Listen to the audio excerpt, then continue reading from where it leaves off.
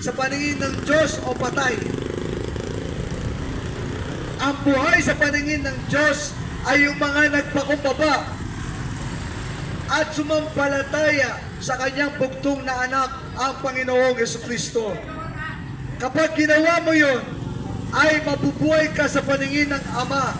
At kapag buhay ka sa paningin ng Ama, ang kanyang mga mata ay itututok niya sa iyo.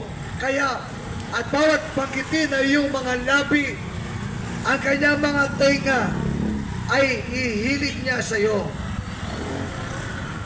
Subalit kapag tayo patay sa paningin ng Diyos, sapagkat tayo nagre-rebelde, sapagkat tayo humahabag sa Kanya, sapagkat tayo patuloy na binabaliwala siya, kapatid, ang buhay mo magiging miserable. Habang buhay ka ng ganyan, at pagkatapos pa ng buhay mo, paparusahan ka pa doon sa dagat-dagatang apoy ng impyerno. Hindi ba miserable yon?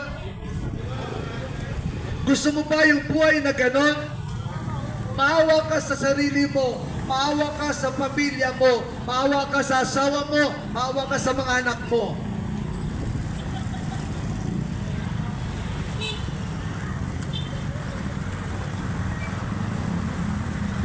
Huwag nang maghari ang kasalanan sa inyong katawang may kamatayan upang kayo magsusunod sa kanyang mga pita.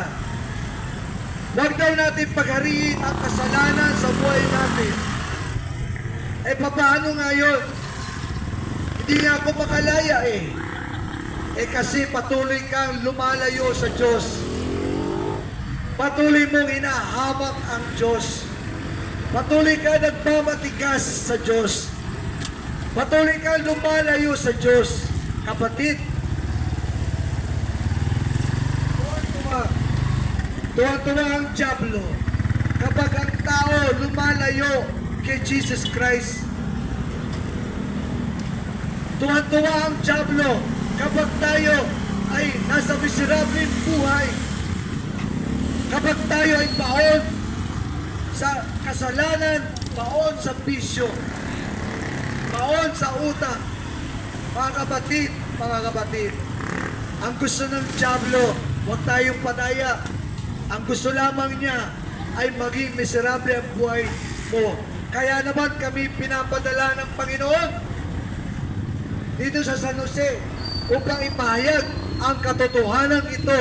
Kapatid, maawa ka sa sarili mo, maawa ka sa pamilya mo,